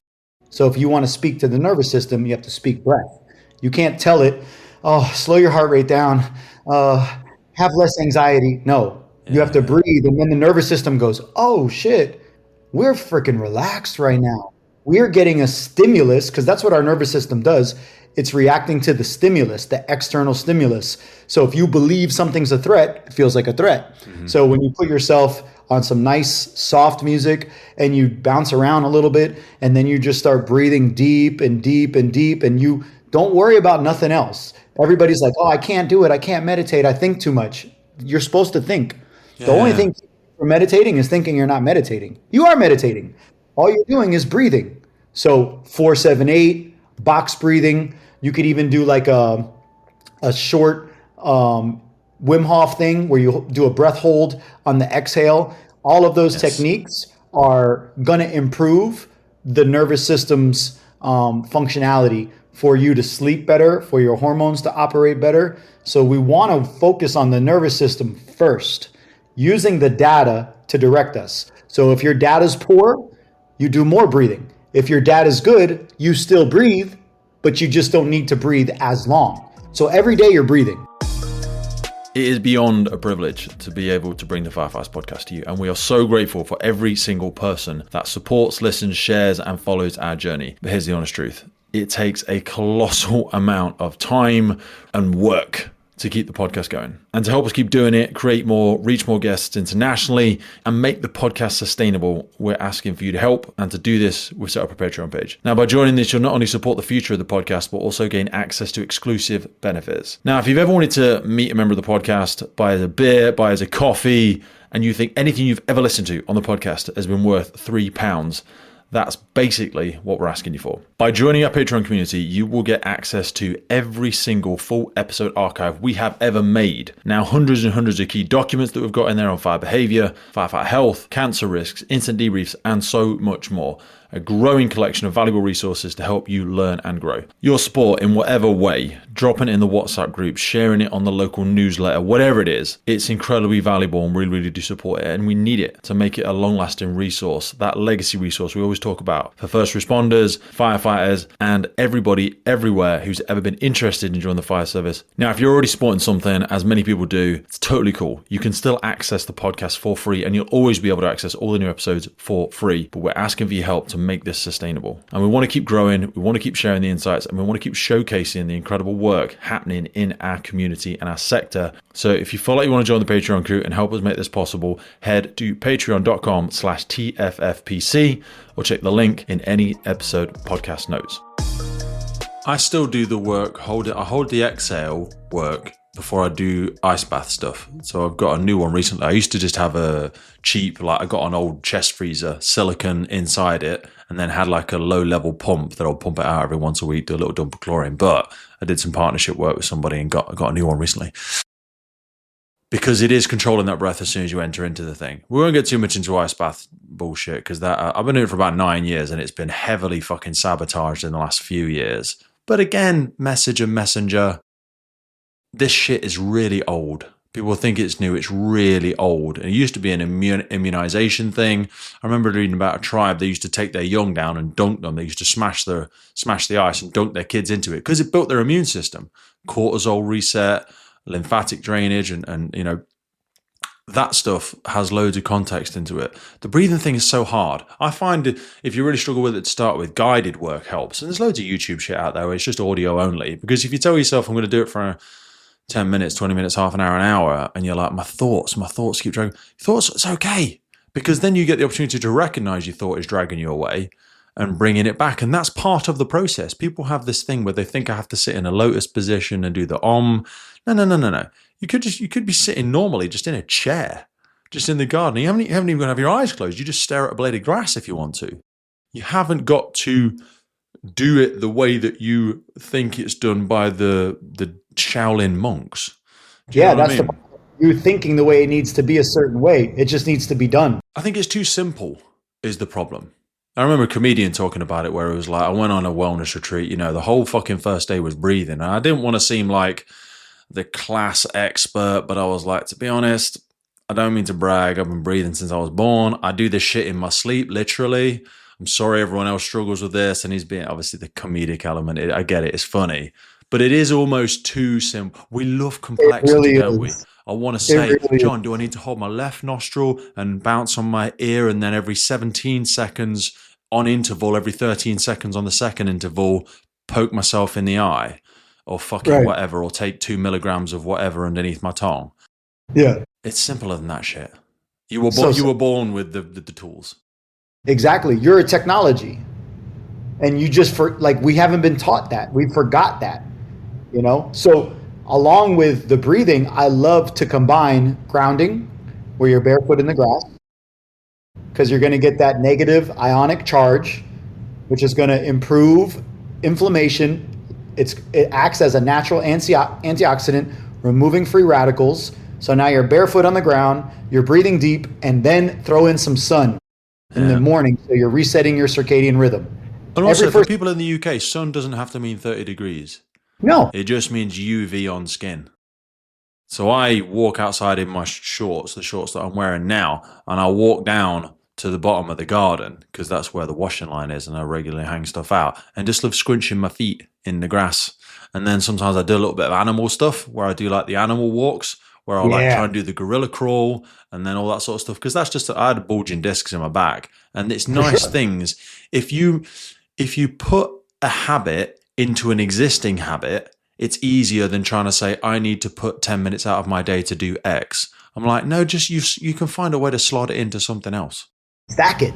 Yeah, stack it. That's what it's all about for me. Sorry, my perpetual ADHD keeps interrupting you. People are going to hate listening to this. You're adding to everything, so it's perfect.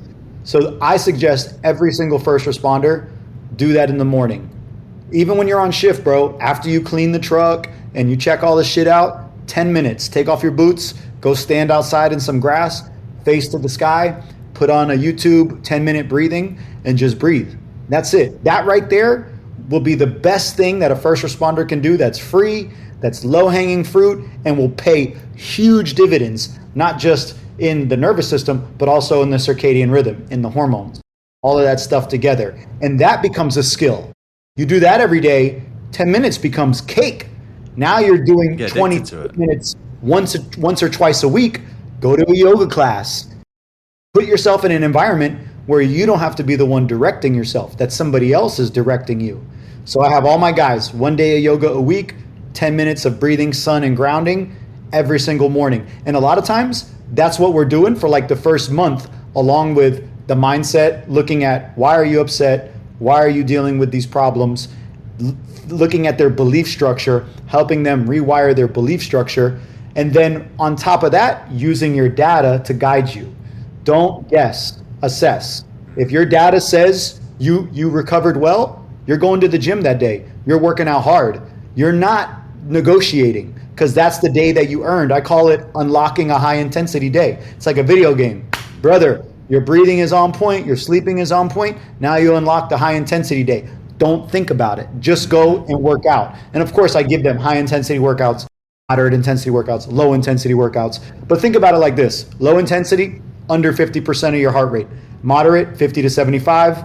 High intensity, 75 and above. Because you know as well as I do, you got to train all three energy systems, especially as a firefighter, because it's going to be aerobic, it's going to be anaerobic, it's going to be glycolytic. Just like a fight, you're going to be in and out. So you got to train all those energy systems. And you can still engage with other people around these, because some people think like, oh, but if I'm not doing the fucking barbell workout at the gym, then I'm missing out on thing. I've sat on ski ergs or bikes for an hour and a half watching everyone else do the thing in front of me. And they all come over, say hello.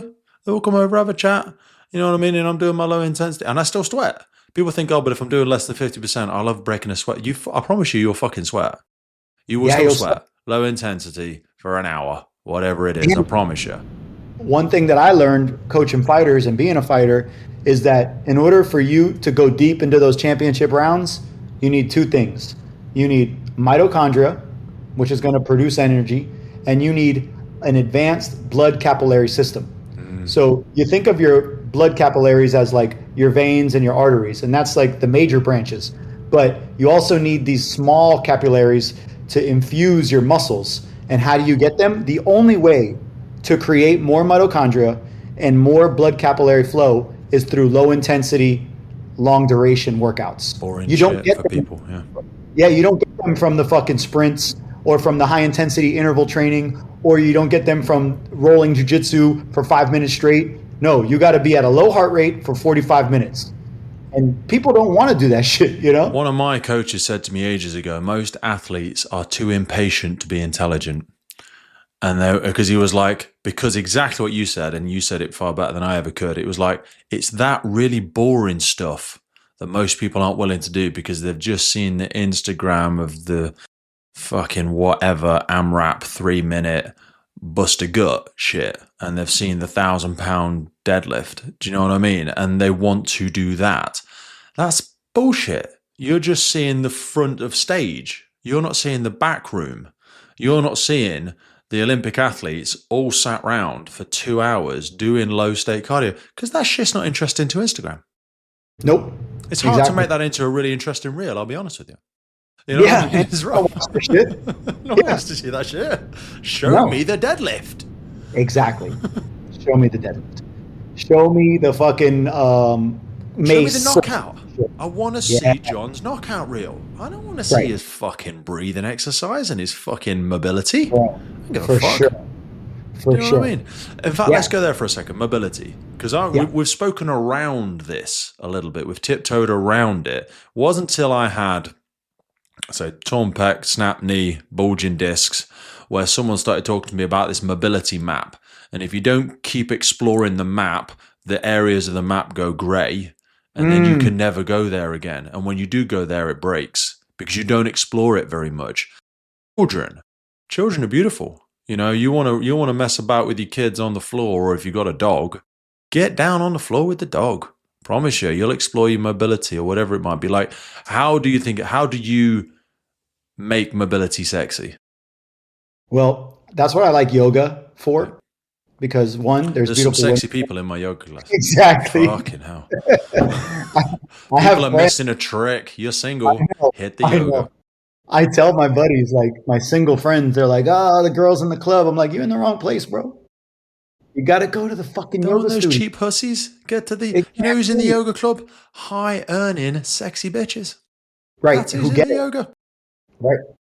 So you make that fun. You make it easy on yourself. Right. And then also something that I've been pushed towards, and this is where like that spiral of fear and that spiral of faith come in, because since March, I've had a ringing in my head from my heartbeat, and it's called pulsatile tinnitus. So, you know, typically that can be a tumor in your brain. It can be an aneurysm. It can be all these things. So, of course, I checked off the big boxes. I got the CAT scan, the MRI, the blood in my carotid, seeing how that flows, and all of those things are good. So the next thing is, okay, let's look at the alignment of the cervical spine. And, you know, if you do jiu-jitsu, people hang on your neck sometimes. That's why I stopped doing it. Aside from the fact that I was sick of getting choked out, I was like, I don't know any 45-year-olds who have good necks. Right. I need to reinvent this. Joe Rogan got me, the motherfucker. Yeah, he got you. He gets us all in one way or another. So I go to the chiropractor after, you know, going through all these things. And of course, when you hear this ringing in your head incessantly, it creates fear. It creates, what's wrong with me? Why am I having this problem? I take care of myself. I sleep good. I do all these things. Why am I like this? So I go to the chiropractor, and he explains to me how I got 8 pounds on one side more than the other side, which is where I have a torn labrum in my hip. So that makes sense. Then on my right side here, I have some numbness, which comes down from my neck too. And as you alluded to, all of these things are from working out in certain ranges of motion and not doing the exploratory movements that are so necessary as you age, because strength doesn't go anywhere compared to mobility. So even going into a practice like yoga, doing the not so sexy mobility routines before and after your training, making 1 or 2 days a week mobility days, because you don't need to work out 5 days a week. It's like you can get great results from a full body day 3 days a week, and then mobility, yoga, breathing, relaxation techniques 3 days a week, and go to the chiropractor, get a massage, do things that are going to put you in a position where you're forced to change the way you move your patterns, to change the way you operate from your training, because holistic training requires you to work on your mobility. It requires you to work on your strength. It requires you to work on your cardio. It requires you to work on every single aspect of performance so that you can move well into late adulthood. And where I'm bringing this back to is when I went to the chiropractor and I realized that my whole body, my back, my hip, my shoulder, my neck, the thing in my head, it's all created through misalignment of how my body is operating. And I understood this thing in my head wasn't a negative thing. It pushed me into a place that required me to do things differently in order to continue my evolution. And when I went into the doctor's office and I sat down, there was a book on the desk, and the book is The Chiropractic Philosophy. And the name of the book is Life Without Fear. And I was like, damn. And I had been dealing with this faith over fear conundrum in all of the ways that I think, because it can be hard to be faithful when you are in adrenal fatigue. It can be hard to remain faithful when your wife cheats on you. It can be hard to remain faithful when your parent dies of cancer, because now you're stuck in a state of fear that these things are going to happen. And because this happened, that's going to happen. So life without fear is just a microcosm of how to make decisions knowing that you don't know the future. So instead of imagining a scary, fearful future, imagine a faithful future of growth and joy and happiness, because whatever you imagine is what you're going to create. So trust, have faith. The word faith doesn't mean that you need to be Jesus, Allah, Buddha. Faith got hijacked by religion, didn't it? And people don't like hope because hope is a bit whimsical. But like faith is a strategy, because faith is all you have, really. You don't have certainty in retrospect. 100% certainty is only available to you tomorrow. It's not here today. All of us are operating on faith, really. If we're smart, because we operate on fear more often. True. How many times have you seen that meme where the future that you're afraid of, you don't exist in because you died? It's like you're so worried about this thing happening, like, oh, in a month I have this court date, but what if a week before that you get in a car accident and you're paralyzed? That shit don't matter no more. Fear is supposed to save your life, but I think it's stolen more lives than it's ever saved. Do you know what I mean? It stole your idea of what you could have done, what you might have done, the shoulds, the maybes, the couldas. Do you know what I mean? All of that was stolen by fear. And that was that the irony is you did it to yourself. I remember someone saying to me when I was going through addiction and I was blaming everybody else and everything else. And he was like, you know what? You're right. You are right. I hate to say it to you. You're right. Someone has ruined your life. That person's you. Unfortunately, because whether you want, you know what I mean? You want fair, go to where the candy floss and the fucking merry-go-round is. That's the fair. Fair doesn't exist in life. You get what you tolerate. You get your daily habits. You get what you manifest. And whether you want to believe that or not, you are all you've got. You came here alone. You're going to die alone, and you get to share lovely experiences. But it has to come from you. And whilst that might seem a bit victim mindset, it's all about the reframing and the perspective. Because if you flip it, that's a tremendous place of empowerment. Fuck me, I've got the steering wheel. I'm holding the pen. I'm writing this shit. Tremendous. Tremendous. Exactly. Yeah, you're the one in control. And operating from faith allows you to stay in a parasympathetic state.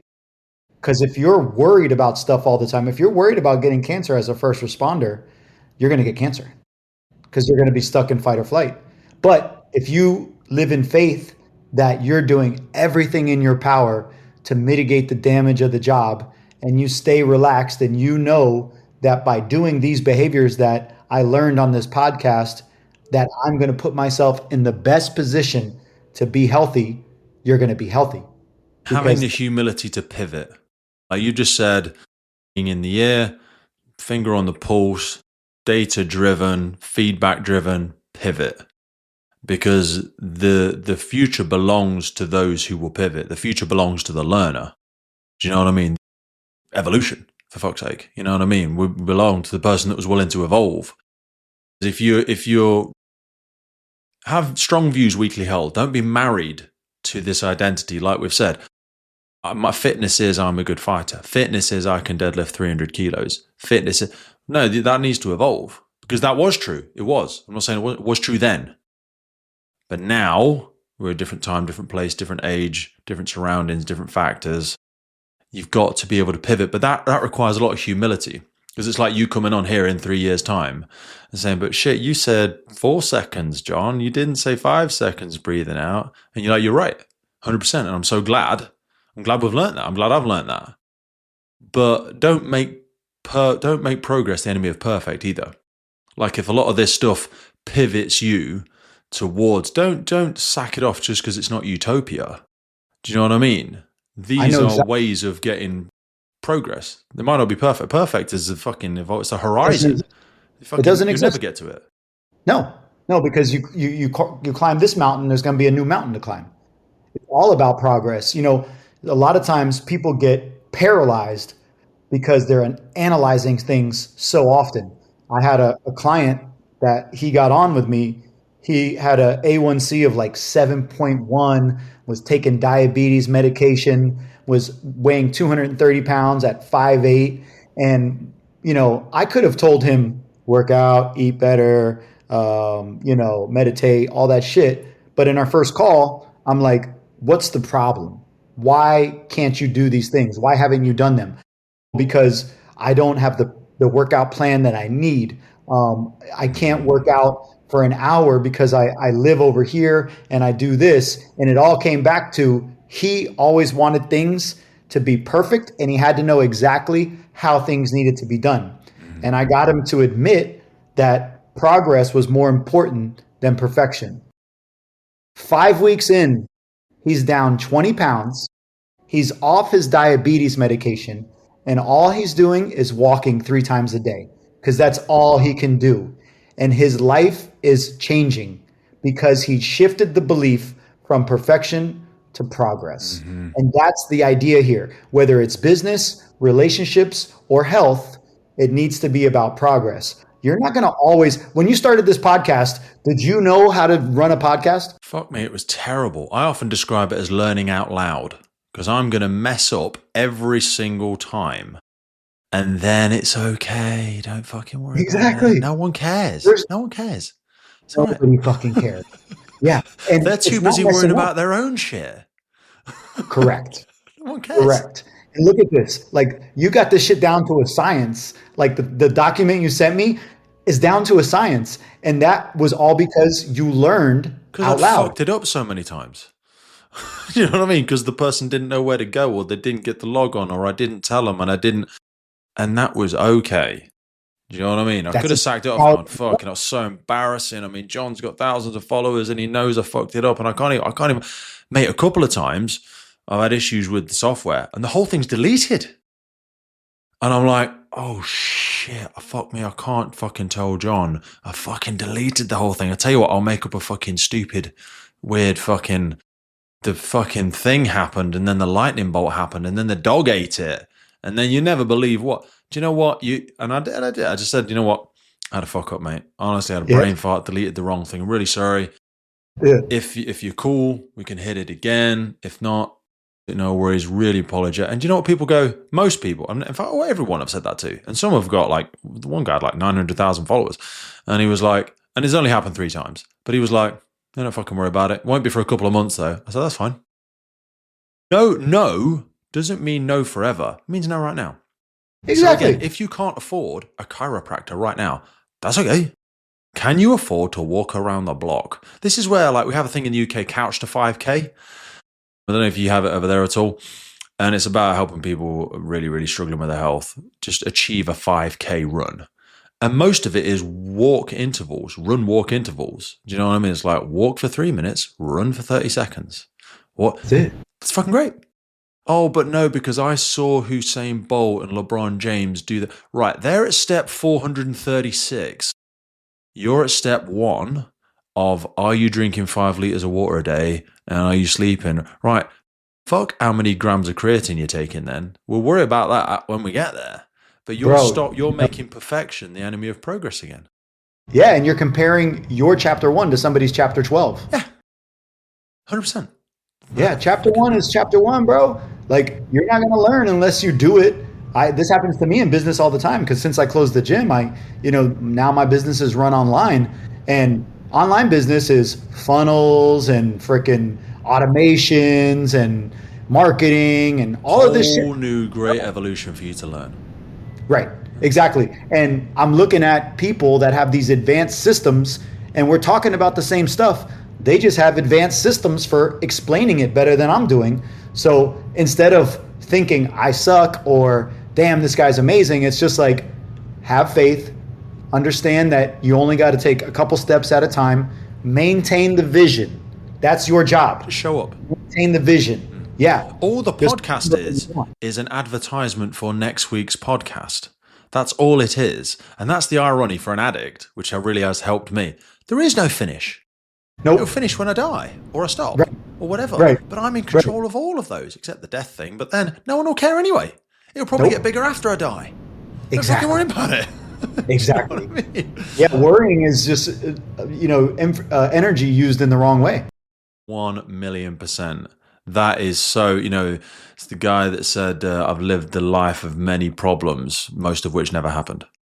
Fucking most of the arguments I had in the shower and the perpetual, vacillation over the thing that never manifested and the argument that never took place. You know what I mean? All of that stuff steals so much from us. I want to be super respectful of time because I know we've both got commitments this afternoon. We could talk for another fucking 5 hours. What I'd love to do is, again, some people, you probably won't, but some people like guests to look back after the listen stuff and go, oh, we didn't talk about ABC and XYZ. I'm like, well, we'll come back in 6 months. Come back in a year. Fucking whatever. And we'll be new people then. %. A man never enters the same river twice because the river's changed and so has he. So I would love for us to come back on in 6 months and go, hey, you remember what I said then? Bollocks. This bit, A, B, and C were the same, but F, let's pivot on F. And it's not like we're reinventing the wheel and turning it upside down. It's a pivot. Do you know what I mean? And we're in the best world for pivots now because data, feedback, the global connections that we have with people. If you want to be intentional and you have faith in where you're heading, that it's never been so accessible before. It used to be an issue of trying to get the data. You had to find the book at the chiropractor's place. Now, it's not your resources, it's your resourcefulness. Fuck me. You want to try and get in the same state, in the same city to bump into John at the beach. Fucking he's on socials. Message him. He lives in the middle of you live God knows how many thousands of miles away from me. And I feel like, we've had a wonderful, just connected conversation today, which I've absolutely loved. This was never possible. Even 10 years ago, this wasn't possible. Yeah, and we're bitching. Princess problems. Princess problems. People know before I came on. Fuck me, princess. We live in an embarrassment of abundance at the minute. Fuck me, let's right size up. We are kings. Mate, I've absolutely loved that. If people want to go, I'm not going to do the cringy thing where you have to promote it. Look right underneath here, folks. There's links to John. There'll be a couple of references to the books we've spoken about. John was kind enough to provide me with some articles. Those links will be under there as well. John, please send my love to your family, to your children, to the lovely lady next door who interrupted us halfway through. People won't know because I have edited it out, but that was a lovely little interconnection where, honestly, guys, John was able to pull himself out of something he'd planned for and put time aside for to give a loving, she sounded older than you significantly, a living older neighbor the little bit of attention that she needed in that moment to make her world a little bit better. And then he was able to transition straight back and be where his feet are. So you won't have noticed that, but that happened in between this.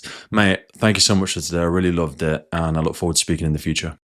Well, Pete, I mean, I can't thank you enough. This has been one of the best conversations I've had in a long time. And I feel like we're kindred souls. Absolutely. So I look forward to talking to you again. And now I have a reason to go to England. Come on over, brother. Let's get some food, baby. Let's go for a walk. I'd love it. Right, man. I'll speak to you soon, all right? All right, brother. Well, that's it for today, folks. Hope you took a lot away from that episode. We started the Firefighters podcast to develop, inspire, connect, motivate, represent, and most importantly, celebrate the world of incredible emergency services operators and the wider sector through this series of wide-ranging conversations. We really love creating this podcast and bringing it to so many people. Did you know you can also find these on YouTube? We do a lot of video podcasts now. You can head over to our YouTube page and follow, subscribe there. And as a final ask from us, whatever platform you're on, please rate the podcast. It really helps us as a key performance indicator to reach more and more people. I've been your host, Pete Wakefield. This has been the Firefighters Podcast. And wherever you are in the world, please stay safe, be happy, live with intention, and where possible, please remember and support your firefighters and first responders. I'll see you next time.